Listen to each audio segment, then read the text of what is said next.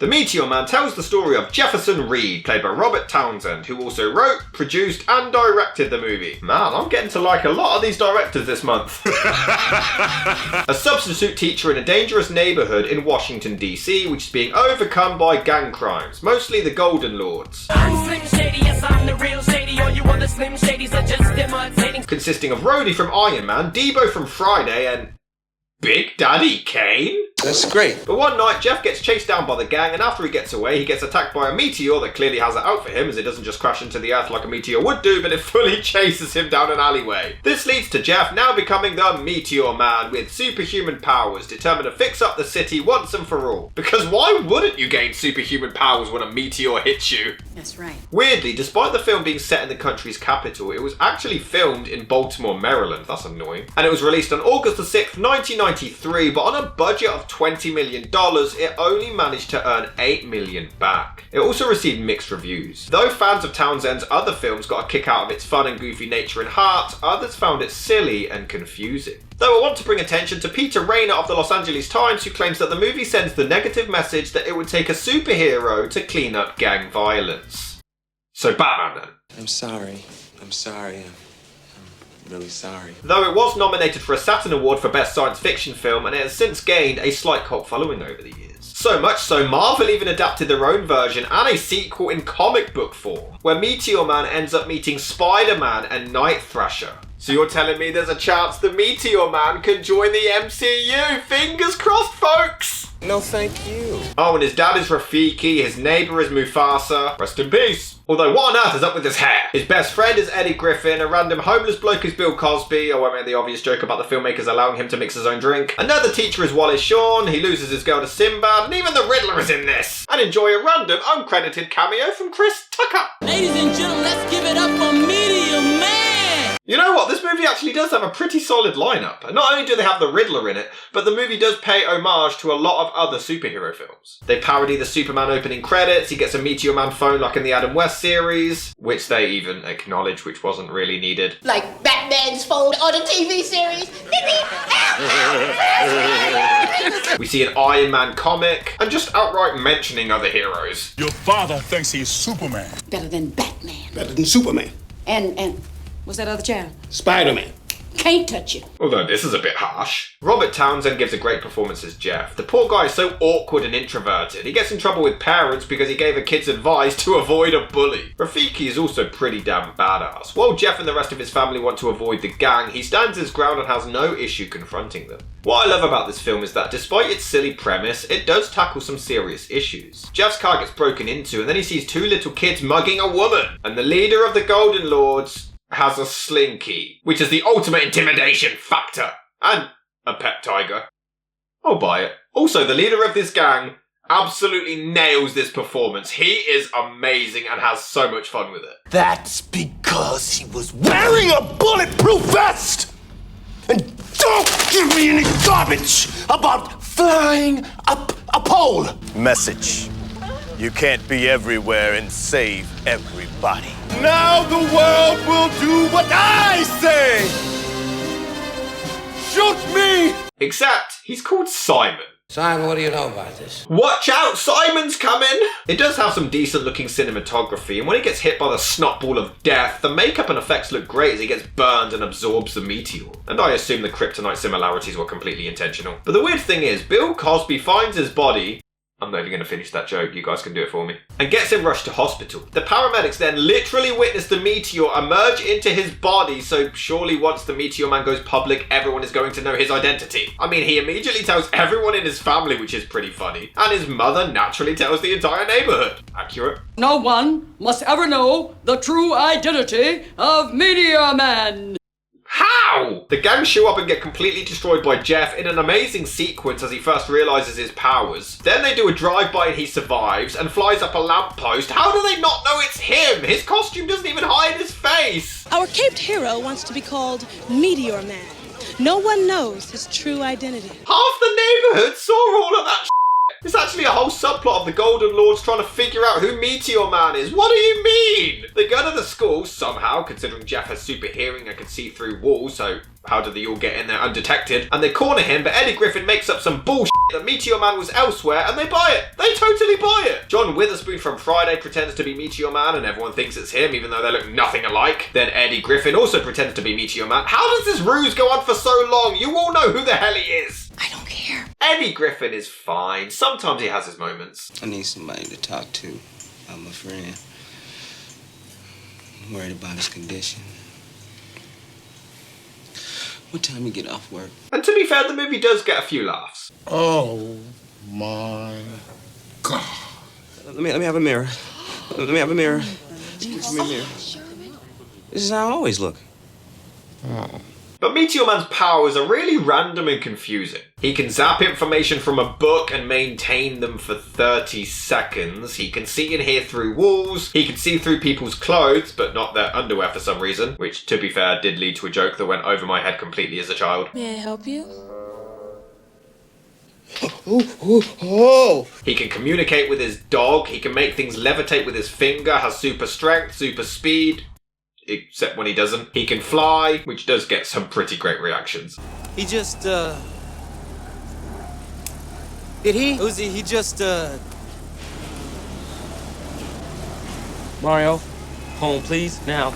And it is amusing that he's scared of heights, so he barely flies that high off the ground. He has laser eyes, he appears as Flubber Man in photos, has super breath, can control TVs, can somehow grow crops, and make it rain. What the hell are the limit to his damn powers? Allegedly, this is due to several rewrites to the script taking place during production, which caused several inconsistencies. Originally, there were more subplots involving Jeff in his personal life, which would have also dove more into his phobias, as the fear of flying is pretty quickly dropped. There were extra scenes involving Jeff attempting to save a cat from a tree. Yes, really. But no longer having his powers, so he can't fly, but manages to go up there only to fall out again.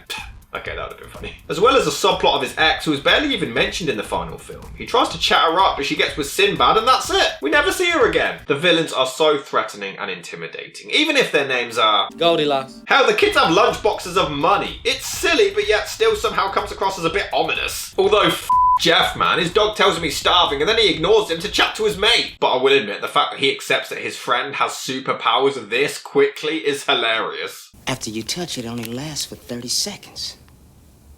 You really got superpowers. There is a really amusing scene where Jeff is trying to be reasonable to the faculty and stick up for the kids whilst seeing them steal from lockers and completely destroy another teacher's car. The gang try to murder him and he's more worried about them not wearing seatbelts. Seatbelts.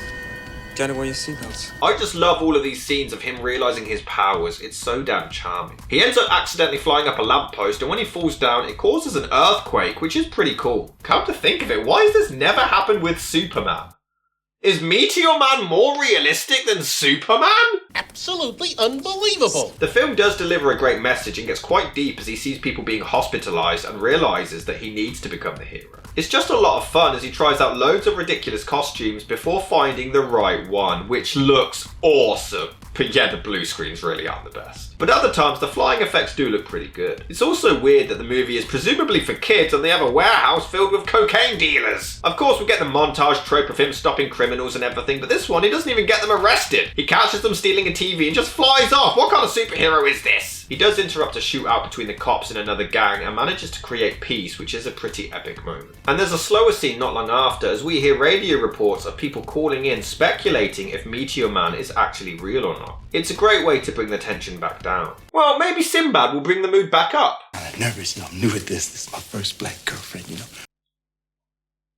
Hey, it's me and Malik. How you doing? Oh, piss off. I do find it amusing that Eddie Griffin decides to steal the Meteor Man costume and pretends to be him on the radio and is then surprised when the Golden Lords show up. Idiot. But it is quite intense as they close in on it. The thing is, you assume that he does this to protect Jeff as he's the one targeted, but no! He fully admits that he does it to try to get laid. And I thought I could meet Janet Farrell.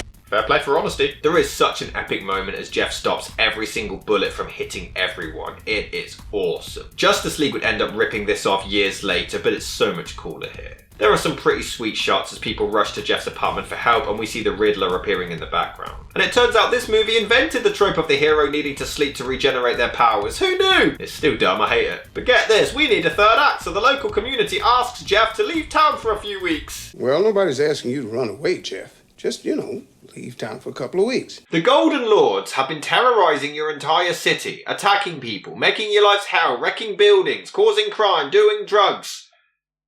And you want to send away the only one who can protect you. It makes no sense. He wanders through town to see all of the carnage, which is pretty sad, before he walks in on a town meeting where they all blame him for everything that's gone wrong. We wouldn't be in this situation if it wasn't for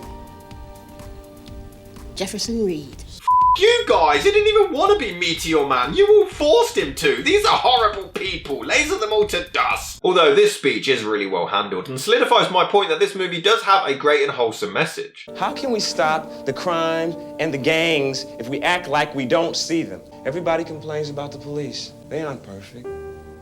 But how can you complain when you do nothing? So the Golden Lords show up, calling Meteor Man out for the final showdown, even taking the time to synchronize the letter M with their gang. But Jeff doesn't have his powers anymore. They drained completely, apparently, I don't know, something for Spider-Man 2 to rip off. But prepare for one of the coolest climaxes of all time. Of course, Simon pretends to call a truce, but double-crosses him, but fair play to Jeff for standing his ground with no powers. It's so tragic because the entire community turned against him, so he is quite literally entirely on his own. But it's okay, Bill Cosby will save the day. Weird sentence. To his credit, Jeff actually does put up a decent fight, but what the hell is Simon doing here? After realising they were all dick waffles, the locals do start helping out. The kids turn against the Golden Lords, Bill Cosby shows up using the remnants of the meteor to fight them with more powers, and it is a really charming moment. Before the locals fulfill the trope of forming a lynch mob using frying pans and it's just so much fun! But despite this epic climax, Griffin still gets his ass kicked. Good. The meteor gets knocked down the street, and it is such an epic moment as both Jeff and Simon get to it at the same time. See, this is how you do the superhero meeting an evil version of themselves. This is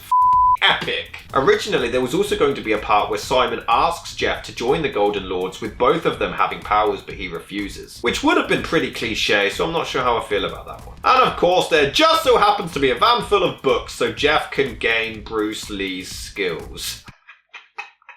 I mean, how does this work? You read a Bruce Lee book and suddenly you know his moves? This is so silly. It's amazing. It's ridiculous and I love it. It's also the longest 30 seconds ever, by the way, while Debo rips off his arm cast just to punch a car window, alright. Clearly doesn't learn his lesson. No wonder he lost to Hulk Hogan. And then, because it's the early 90s, he touches a modelling book, makes Simon touch it, and we get a more accurate 30 seconds of them both acting feminine doing catwalk impressions. Men acting feminine is funny. Genuinely, this is hilarious, I don't care. This movie's amazing. And somehow the silliness seamlessly flows back into seriousness. The fight is so good. Before Simon crushes his damn dog!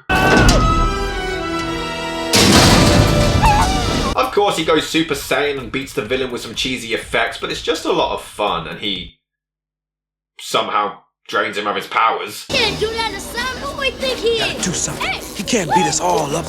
Have you not been paying attention? He absolutely can beat all of you up. He then strips the children. Yeah, I bet Cosby was on set that day.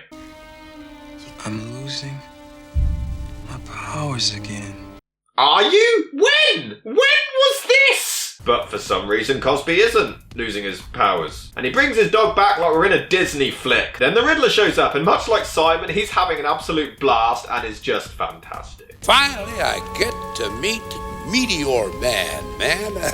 The original ending was going to be Jeff being informed that a bigger piece of the meteor was found in Arizona, leading to him heading there to gain his powers back, with Griffin becoming his sidekick, but this never materialized. Probably because they knew that there would never be a sequel. This movie is an absolute blast. It's cheesy and goofy, and yeah, sometimes a bit inconsistent with his rules and not explaining some stuff, but overall, it's just a lot of fun, and if you're into superhero films, it's definitely worth checking out.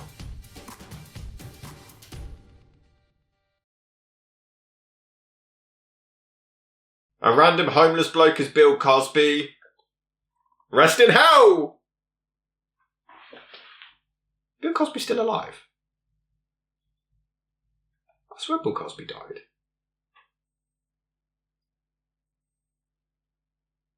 Oh no, he's still alive. Why did I think Bill Cosby died? Damn it, that joke doesn't work.